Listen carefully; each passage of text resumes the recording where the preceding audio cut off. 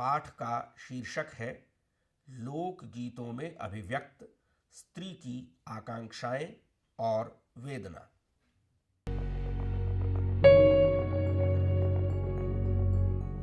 इस पाठ के अध्ययन के उपरांत आप लोक समाज में स्त्री की स्थिति को समझ सकेंगे। लोकगीतों में व्यक्त स्त्री की आकांक्षाओं और सपनों के बारे में जान सकेंगे। स्त्री के जीवन और इच्छाओं को प्रभावित करने वाले रिश्ते नातों को पहचान सकेंगे। लोकगीतों में स्त्री की वेदना के स्वरूप को समझ सकेंगे और स्त्री के मन में मौजूद प्रतिरोध के स्वरों की व्याख्या कर सकेंगे।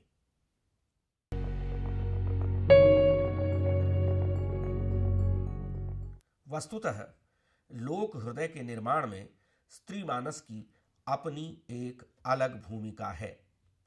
एक ओर वह लोक संस्कृति को आगे बढ़ाते रहने का जिम्मा निभाती है, तो दूसरी ओर लोक साहित्य में अपनी आकांक्षाओं और वेदना की अभिव्यक्ति करती रहती है।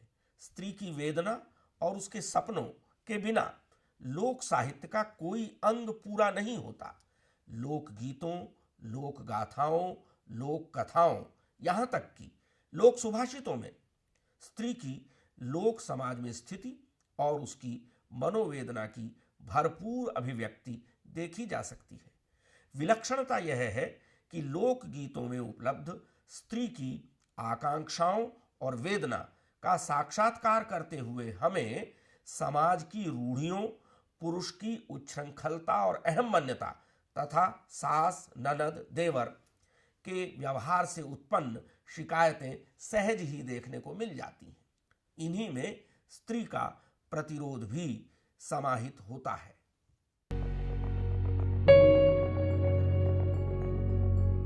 लोकगीतों में स्त्री की मनोवेदना किस रूप में प्रकाशित हुई है, आगे हम इस पर विचार करेंगे।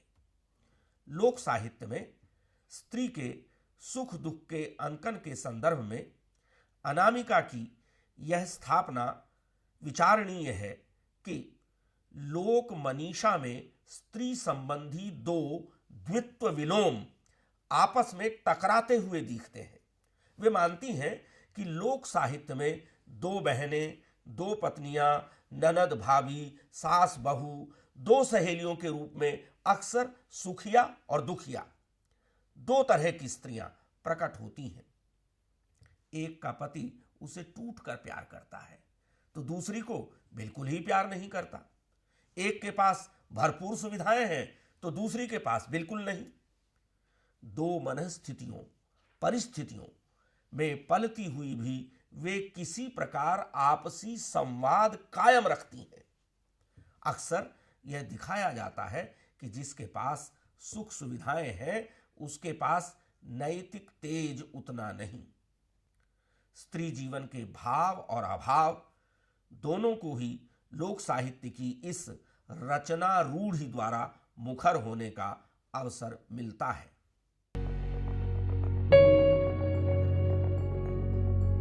लोक जीवन और लैंगिक भेदभाव की अभिव्यक्ति की दृष्टि से विचार करें तो यह कहना होगा कि स्त्री की करुण दशा का हिंदी क्षेत्र की विविध भाषाओं के लोकगीतों में विविध प्रसंगों में अत्यंत मार्मिक चित्रण प्राप्त होता है। इस करुण दशा का सूत्रपात कन्या संतति के जन्म से ही हो जाता है। उदाहरण के रूप में कौरवी का एक लोकगीत देखें।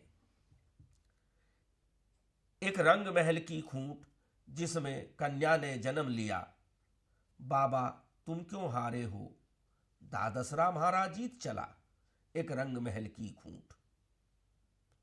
पोती तेरे कारण हारा है, पोते के कारण जीत चला, एक रंग महल की खूंट। उसके पिताजी को फिक्र पड़ गया, पिताजी तुम क्यों हारे हो, ससुरा तुम्हारा जीत चला, एक रंग महल की खूंट। बेटी तेरे कारण हारा है, बेटे के कारण जीत चला, एक रंग महल की खूंट। लोक गीतों में स्त्री जीवन की करुणा की अभिव्यक्ति के प्रसंग में डॉक्टर महाश्वेता चतुर्वेदी का यह कथन भी विचारणीय है कि पुत्रोत्पत्ति पर हर्ष तथा पुत्री के जन्म पर दुखी होने का मनोवैज्ञानिक कारण दहेज और विवाह की समस्या है। पुत्री के विवाह पर पिता को बात बात में गाली सुननी पड़ती है। घर में भी पुत्र व पुत्री के साथ असमान व्यवहार किया जाता है। यथा भैया के पियानो दूध कटोरन, अपन को छाछ पियाव। इसी प्रकार भाई से भी बहन कहती है, छोड़ी देव भैया डोलिया हमारी, जनी देव ससुरारी, सात बांदियों का बोझ सहिबो तुम, एक हमारो ही नाही। उक्त पंक्तियों में बहन की अंतर्वेदना की अभिव्यक्ति शिष्ट साहित्य में मिलना कठिन है।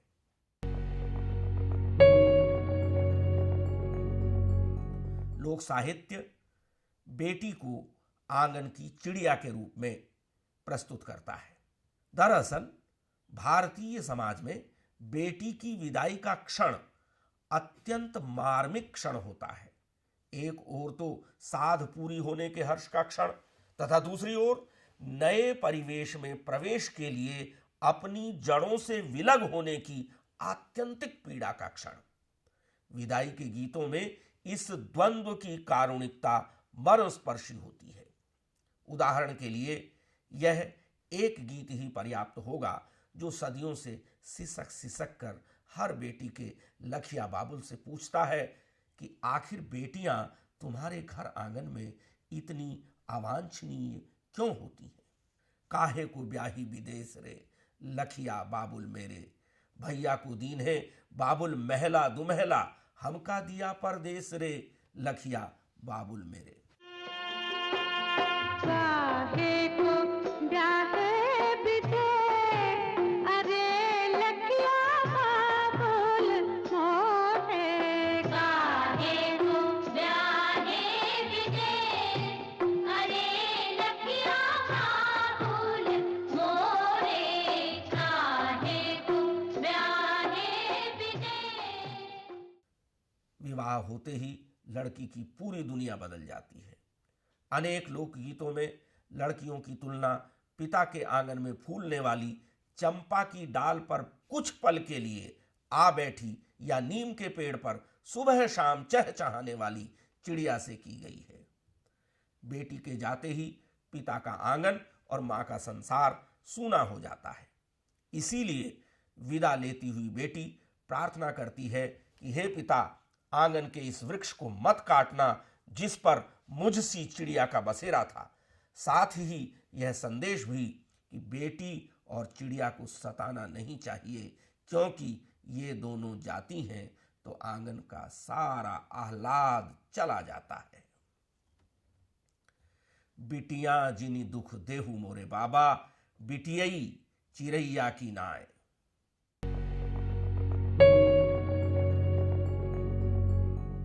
लोकगीतों में स्त्री की यथार्थ स्थिति का दर्शन किया जा सकता है। विवाह की विविध रस्मों के गीतों के बहाने मानो चिर अवरुद्ध स्त्री कंठ को हास परिहास के माध्यम से तमाम स्त्री शोषक व्यवस्थाओं के सच को खोलकर दिखाने का भी अवसर प्राप्त होता है। इन लोकगीतों में स्त्री मन की आकांक्षाओं और वेदनाओं का प्रकटीकरण, प्रकारांतर से समाज समीक्षा भी है और लोक मानस की आत्माभिव्यक्ति भी। इसमें संदेह नहीं कि बचपन में पिता की, किशोरावस्था में भाइयों की, युवावस्था में पति की और बुढ़ापे में बेटों की अधीनता लंबे समय तक भौतिक, आर्थिक, भावनात्मक परावलंबन स्त्री जीवन का केंद्रीय सत्य रहा है। किन्हीं अर्थों में अभी भी है। स्त्रियां साधनों का विनियोग करती हैं, उनका उत्पादन और साज संभाल भी उनके हिस्से होता है, पर उन साधनों के संवितरण पर उनका कोई नियंत्रण नहीं रहता। मायके से आया स्त्रीधन और स्वयं उपार्जित वेतन भी खर्च होता है पिता, भाई, पति, पुत्रों की आज्ञा से ही। अपने हाथ से उठाकर वह किसी को एक अद्धी भी दे दे तो बहुधा इस पर हंगामे होते हैं। इसी का प्रतिशोध लोकगीतों के हास परिहास, व्यंग्य, कटाक्ष आदि कई प्रसंगों में हो जाता है। जहां जोगी भीख मांगने आता है तो बहू ससुर को दे आती है, कूड़ा फेंकने जाती है तो देवर को फेंक आती है। शादी ब्याह के अवसर पर मजाक मजाक में जो गालियां वधु पक्ष की ओर से वर पक्ष के लिए गाई जाती हैं, वे भी शायद दो परिवारों के बीच संबंध विस्तार में हुई गलतफहमियों और मनमुटावों से निजात पाने का, भड़ास निकालने का एक उपाय ही है। बोलकर बात खत्म कर लेने के विवेक से परिचालित एक तरह का रेचन।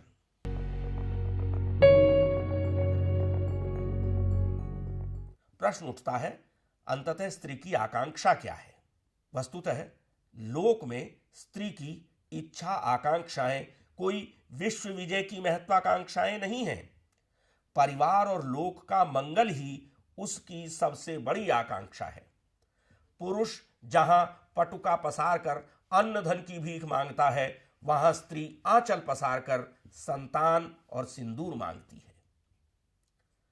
अचरा पसारी भीखी मांगे कौनी रानी, हमरा के पूत भीखी देई महारानी मोहनी भवानी। जगदम्बा मोरी माया मोहनी भवानी, हमरा के सेंदुरा भीखी देई महारानी मोहनी भवानी। जगदम्बा मोरी माया मोहनी भवानी। पुत्र चाहिए, लेकिन अपने लिए नहीं, देश के लिए। देव कृपा से प्राप्त पुत्र को मां भारत माता पर वारने की इच्छा रखती है, क्योंकि पुत्र देश की सेवा करेगा तो मां और बेटे दोनों का जन्म सफल हो जाएगा। भारतीय स्त्री का मन इतना उदार है कि वह बेटे में अपने बुढ़ापे का सहारा नहीं ढूंढती, बल्कि स्त्री जन्म को सार्थक बनाने वाली संतान का जन्म लेना तब सार्थक मानती है जब वह अपने सत्कर्म से पूरे संसार को आनंदित करे। मनवा मां यह अभिलाष, यह एक साध, यह एक सधियानु होए। ललना पूत मोर होवे, देश सेवक राम से मैं बिनवो हो।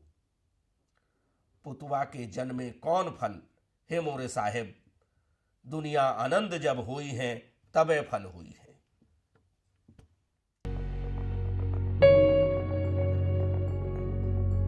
लोकगीतों में विवाह से संबंधित गीत स्त्री की आकांक्षा को भली प्रकार व्यक्त करते हैं।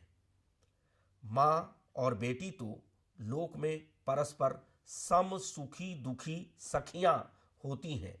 मां की स्वाभाविक आकांक्षा है कि बेटी को ऐसा घर वर मिले कि वह सुखी जीवन जी सके। उसे कोई भारी राजपाट नहीं चाहिए, बस इतना काफी है कि ससुराल में संपत्ति हो, हर दृष्टि से घर भरा पूरा हो, चरनी पर पशुधन हो, और सबसे बड़ी बात यह कि घर में सन्मति हो। जेहि घर ए सुगुना संपत्ति देखा, चरनी बनहल बैल गाय रे। जेहि घर ए सुगुना सन्मति देखा, बेटी के रचेऊ विवाह रे। मां जानती है कि बेटी भोली है, चतुर होने पर भी ससुराल में गाली ही सुननी पड़ती है, भोली होने पर तो और भी सुननी पड़ेगी। पुरुष सत्तात्मक व्यवस्था ने स्त्री को घर परिवार में दोयम स्थान पर रखा है। स्त्री की इच्छा अनिच्छा और क्षमता अक्षमता का विचार किए बिना ही प्रायः अबोध अवस्था में विवाह कर देने की मानवाधिकार विरोधी प्रथा से जुड़े आमरण संत्रास को उसे सिर झुकाकर स्वीकार करना होता है। मंडप छाने के एक गीत में मां बेटी के मार्मिक संवाद के माध्यम से स्त्री मन की इस पीड़ा को व्यक्त किया गया है। नाही सीख्यो मैया रे छल चतुरैया, नाही सीख्यो राम रसोई। सासू ननद भैया बाबा गरियई हैं, मोरे बूते सहियो न जाए। सीखी लिहू बेटी छल चतुरैया, सीखी लिहू राम रसोई। सासू ननद भैया बाबा गरियई हैं, सीखी लिहू माथ नवाय ले लिहू अचरा पसार।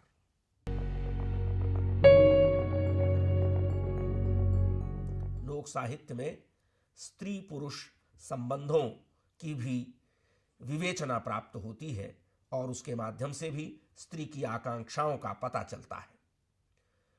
वस्तुतः समाज में दोयम दर्जे की नागरिक होने के कारण स्त्री को पुरुष पर निर्भर रहना पड़ता है और बदले में तमाम तरह की शारीरिक और मानसिक यातना को चुपचाप झेलना पड़ता है।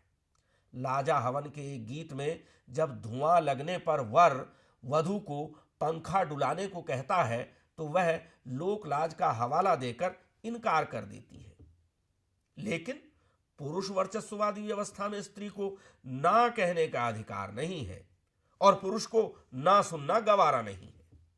अतः वर रुष्ट होकर वेदी पर से खड़ा हो जाता है और दूसरे विवाह की धमकी दे देता है।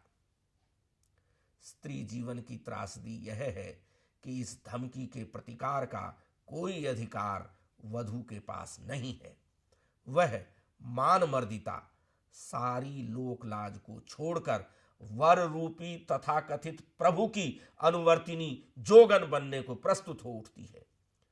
इस अवधि गीत का भावानुवाद देखें। आधे मंडप में बैठे मायके के लोग हैं, आधे में सजन तुम्हारे, कैसे मुख विजन डुलाऊं मेरे प्रभु जी, लाज रोकती है पांव। इतनी बात सुने दूल्हे राजा उठे जामा अपना झाड़, ब्याहता रानी चौक पर छोड़ूंगा, कर लूंगा दूसरा विवाह।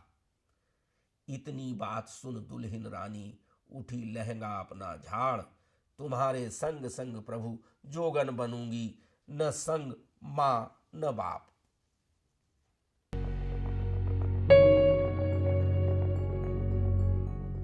स्त्री जीवन में सौत से जुड़े हुए अनुभवों को भी लोकगीतों में देखा जा सकता है। सौत से ईर्ष्या से लेकर सौतों के परस्पर बहनापे तक के अनेक प्रसंग हिंदी की प्रादेशिक भाषाओं के लोकगीतों में भरे पड़े हैं। सौत के नाम पर पत्नी का भयादोहन अनेक गीतों की वस्तु बनता है, जिनमें पत्नी बार बार पति से निवेदन करती है कि कहीं दूर न जाए, क्योंकि दूर जाने पर वह अवश्य ही सौत को ले आएगा। पर जब सौत आ ही जाए और गर्भवती ही न हो बल्कि पुत्र की मां भी बन जाए तो पहली पत्नी उससे घृणा नहीं कर पाती तथा दोनों में स्त्री बहनापा स्थापित हो जाता है। खीज और रीझ दोनों से भरे इस रिश्ते पर केंद्रित गीतों में स्त्री की लाचारी, वेदना, करुणा और उदारता के दर्शन होते हैं। जैसे झरोके से झांक रही मेरा जिया जाने, राजा जी लाए लाए सौतिनिया, मैं दुल्हन सी लाग रही मेरा जिया जाने।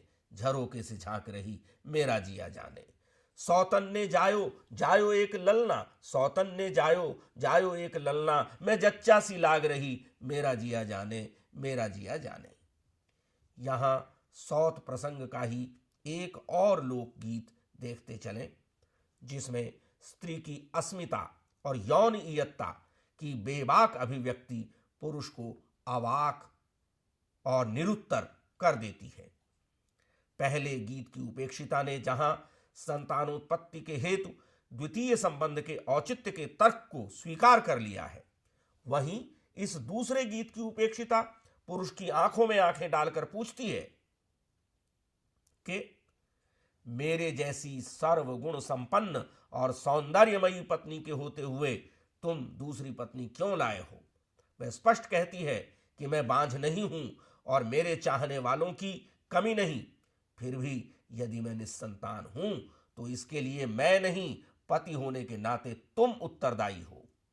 गीत के आरंभिक बोल हैं, मैं चंदा जैसी नार राजा क्यों लाए सौतिनिया, मैं चंदा जैसी नार राजा क्यों लाए सौतिनिया, जो मैं होती काली कलूटी, जो मैं होती काली कलूटी तो लाते सौतिनिया, मेरे गोरे गोरे गाल राजा क्यों लाए सौतिनिया, राजा क्यों लाए सौतिनिया।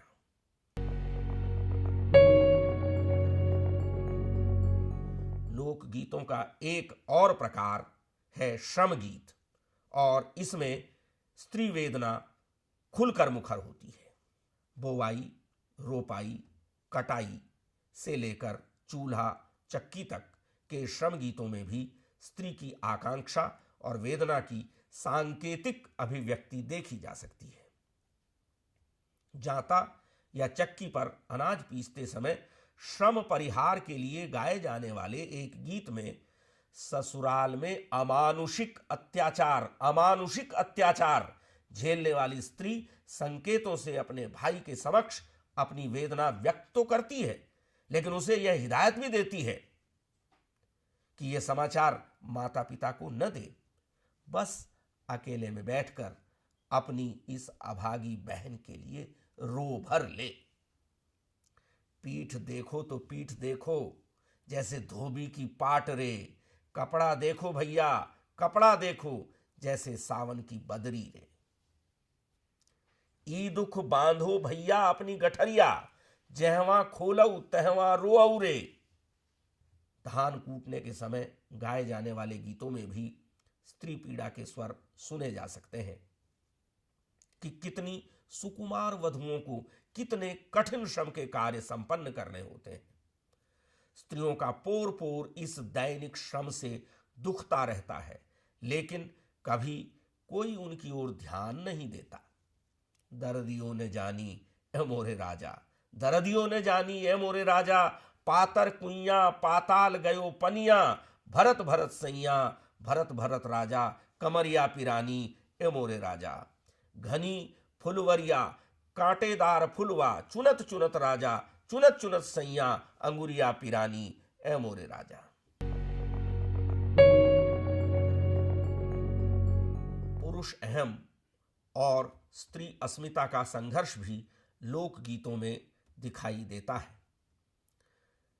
लोकगीतों में हमारे समाज की यह विडंबना तरह तरह से उभर कर सामने आती है कि पुरुष चाहे संत हो या लंपट, राजा हो या भिखारी, वह सदा अपने आप को स्त्री की परीक्षा लेने का अधिकारी समझता है।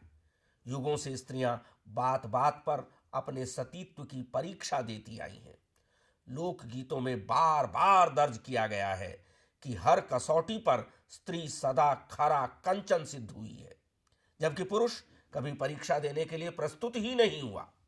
अत्यंत अपमान, तिरस्कार और उपेक्षा सहकर भी स्त्री ने अपनी निर्दोषता सदा स्थापित की है। ऐसे ही एक मार्मिक लोकगीत का भावानुवाद देखें। आग जल उठी, तेल खौलने लगा, बहन पास खड़ी होकर शपथ देने लगी। जब वह गंगा की शपथ देने लगी, घड़े का गंगा जल सूख गया। जब वह सूर्य की शपथ देने लगी तो सूर्य छिप गया। जब वह आग की शपथ देने लगी तो खौलता तेल ठंडा हो गया। स्त्री ने एक बार हाथ डाला, दूसरी बार हाथ डाला, तीसरी बार में वह पार हो गई। हाथ में रुमाल लेकर भाई हंसने लगा, मुंह पर दुपट्टा डालकर पति रोने लगा। हाय मेरी सती स्त्री रूठकर मान में अब नैहर चली जाएगी।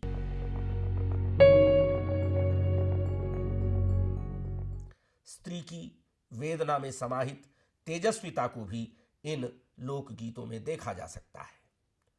पुरुष सत्तात्मक समाज में स्त्रियां इस प्रकार की तिरस्कारपूर्ण अग्नि परीक्षाओं में खरी उतरने पर भी जाने कितने लोकापवाद सहने को अभिशप्त हैं। स्त्रीत्व के इस अपमान से उपजे दर्द को लोकगीतों में स्त्री की तेजस्विता के साथ मूर्तित होते देखा जा सकता है। इस प्रसंग में यहां हम अंततः वनवासिनी सीता के प्रसव विषयक संदेश अथवा रोचना से संबंधित एक गीत का उल्लेख करना उचित समझते हैं।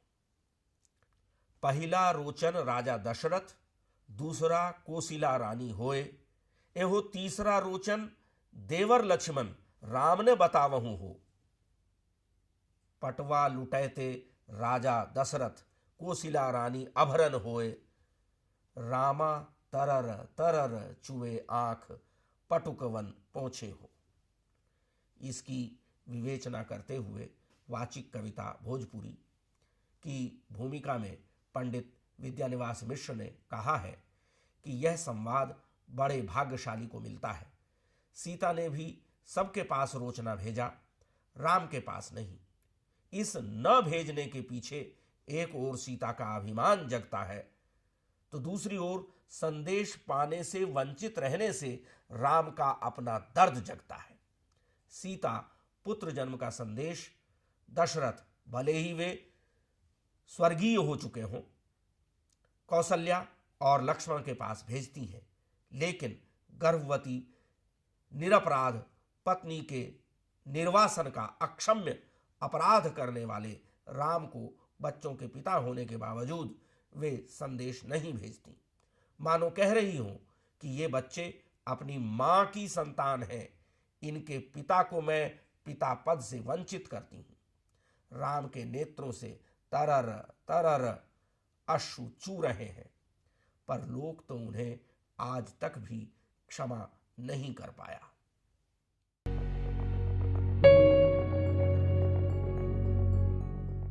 निष्कर्षतः स्त्री की आकांक्षाओं और वेदना को हिंदी क्षेत्र की भाषाओं के लोकगीतों में जो अभिव्यक्ति प्राप्त हुई है, उसके विवेचन से आप समझ गए होंगे कि लोकगीतों में स्त्री ने अत्यंत सहज और स्वाभाविक ढंग से स्वयं को अभिव्यक्त किया है। लोकगीतों में विद्यमान स्त्री की वेदना के साथ साथ उसकी इच्छाएं, आकांक्षाएं अभिव्यक्त हुई हैं। स्त्री ने वेदना के साथ साथ लोकगीतों में अपने मन का सहज प्रतिरोध भी दर्ज कराया है, किंतु इसमें कहीं भी समाज को तोड़ने वाली बात नहीं है। इसके विपरीत वह संबंधों में उत्पन्न समस्याओं के संदर्भ में एक विकल्प प्रस्तुत करती है और आश्वासन देती है कि यदि सामने वाला पक्ष अपने व्यवहार में बदलाव ले आए तो वह रिश्तों को सुखी बनाने के लिए हर संभव प्रयत्न करेगी। और लोकगीतों में स्त्री स्थान स्थान पर अपनी इयत्ता के साथ ही शक्तिमत्ता को भी प्रस्तुत करती है।